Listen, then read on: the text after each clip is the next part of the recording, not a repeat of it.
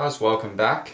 Has been a little bit. If you don't know already, if you're not following my Instagram, the car has actually been sitting with just stock wheels for about a month because I sold my SLs and I've bought some wheels from Japan, which I don't know if you'll know from the thumbnail, but I just got a message from the powder coater that they are ready to pick up.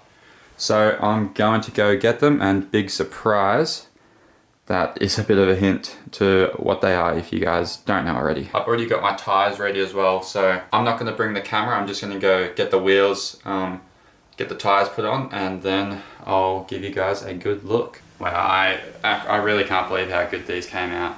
They're just perfect, exactly what I imagined them to be. I guess there is no point in making you wait any longer. Here is the big reveal.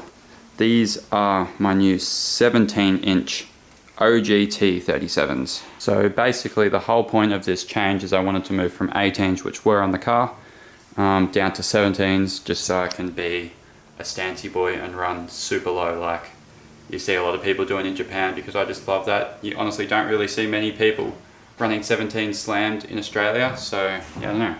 I just think it looks really good on the S15 and always wanted to do it. Not to mention the fact that I've always wanted OG TE37's. If you don't already know, the SLs have the same face shape as these, but the main difference is that SLs say like forged and raised around the outside, and the OGs have no writing at all. And of course the sizing that you could get with the OGs is different to the SLs, which is a big reason of why like these old rare sizes are so sought after, and that means they're a little bit more expensive. Typically the OGs are more expensive than the SLs. But yeah, I guess I might as well tell you, this is a staggered setup. So these fronts are 17 by 9 plus 0, and the rears are 17 by 10 plus 18, which are both actually super rare sizes. I won't lie, it kind of makes me sick when I think about how much I actually spent on these. But to get these sizes in a staggered set, and yeah, it's just not easy to come by, and they are just perfect, I think, for this car, so I had to jump on them. So as I said before, I just got these back from powder coating because these were originally a gloss black. I'll throw in a photo here. You can see they were gloss, but it wasn't too shiny anymore. The paint had seen better days because these are from 2006. I wasn't expecting this, but the powder coaters pulled off all the original stickers for me so I could try and keep them. So you can see the rears here, 17 by 10 plus 18, and they're a 2006 build date. And the fronts here, 17 by 9 plus 0, 2006. So yeah, I guess these are like, what is that, 17 years old now. So yeah, these sizes, hard to come by, had to jump on them, and I think white on red is just the ultimate combo, and white OG TEs, you can't really get much better than that. For tyres, if anyone's interested, I had to go with Michelin Pilot Sports because they're just the absolute best street tyre you can get. So the fronts are a Pilot Sport 5 in a 205/40 on the 9 wide. Not a stupid amount of stretch. They didn't even need a bead gun or anything, they just pumped straight up. And even though they're stretched, like they're Pilot Sport 5s, these things are going to have ridiculous grip in the wet, wherever. And yeah, the reason why I went 205/40 is because it's got that low profile, which will allow me to get real low in the front. Now for the rears, on the 10 wide, these are actually a Pilot Sport 4, because you can't get a Pilot Sport 5 in this size. It is a 215/40 17. They make the 5s in a 45 profile, but it's just too big. A 215/40 I reckon is perfect, and it looks like a very similar stretch to the front. These did need a bead bazooka thingy to get the tyre beaded, so it's definitely a slight bit more stretch than the front, but I feel like it's not crazy. And yeah, having the Pilot Sports means I'm going to be able to put that power down, which is very, very important. And if you guys noticed in the original photos when they were black, the valves were so faded, they were no longer even blue, they were pretty much all silver. So I got some brand new genuine raised valves, of course. So I would say that these wheels are pretty much fully restored. But if you guys know your TEs, you know they're missing one very important thing. And that one thing is the stupidly expensive spoke stickers that you put on, and it stops your TEs from looking like rotors. So I showed you guys when I did this on the SLs, and I actually screwed one up. So I'm gonna save you the stress, and I'm gonna have these stickers on in 3, 2, 1, boom. There we go, guys. I can't believe how much a difference these stickers make. It literally makes them look 100 times better. While this was stressful, these stickers are actually like so much smaller than the SL stickers, so they're a lot easier to get on with no air bubbles. Maybe harder to get them perfectly straight, but I think I did pretty good, and you wouldn't really notice if they're a bit off anyway. Now it's late afternoon, so I'm not going to be putting these on right now, but seeing as though they are white and look so pretty when they're white, I bought some, apparently this is legit ceramic coating, so I'm gonna try do that overnight, and then these should be ready to put on tomorrow morning. But yeah, I'm just so excited right now, words can't really explain. These are my dream wheels, dream color, white OG TE37's, super rare spec, and they are perfectly mint with fresh powder coat, stickers, valves.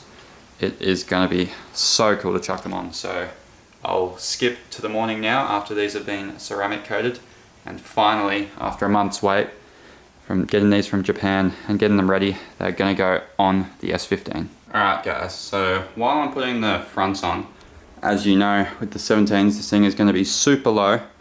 I've got myself a GK Tech bash plate, because if you've been following a while, you know I recently rebuilt this motor and I've got a cast oil pan. So if the cast pan was to hit the ground or something, there's a decent chance it might crack and start leaking oil. So although this might kind of reduce clearance a little bit, having this there is definitely some good insurance, I'd say, just to be sure that with this low ride height, the oil pan will be safe. And there you can see the bash plate. It honestly does sit a little low when you look at it compared to the front bumper, but at least I know when I'm scraping, I'll be scraping that and not anything important. So I could see the fronts looked too high already, so I maxed out the front coilovers, and that's a sneak peek. Alright, time for the rears. Okay, so as expected, seeing as though these are about 10mm more aggressive than my old wheels, I'm gonna have to add some camp because that lip is poking out way too much. And the rears also need a fair bit more low. So I'm not gonna bore you with camber adjustment and stuff, as you guys have seen that many times already on my channel. So yeah, I'll skip to once I've done that. Before and after. I already checked with the jack. That is going to tuck very nicely when it's on the ground. And that's the coilovers maxed out in the rear now as well, so maxed out all round. After a few times up and down, just dialing it in, making it perfect, it is done, guys, and it is honestly exactly what I wanted. It's insane. I'm gonna see if I can get out my driveway first, and then I'll take it to a nice spot so I can walk around the car and show you properly. Alright, so I went too slow on my driveway and literally got beached, but here it is. We made it. It is sitting so damn good. A little bit more camber than we used to have, but really not crazy. You can see from this angle, it's honestly only really minor, and I think it suits the body lines well. As for drivability though, I don't know, it's kind of crazy. You know those little reflectors that you see like in the middle of the road? I went over a couple of those and it hits them. It feels like it drags along through the whole bottom of the car, but I think it's mostly the skid pan. Hopefully you can see this under the front. You can see just how low it is. I mean, it's really not much lower than like the other parts under there, but it is almost on the ground.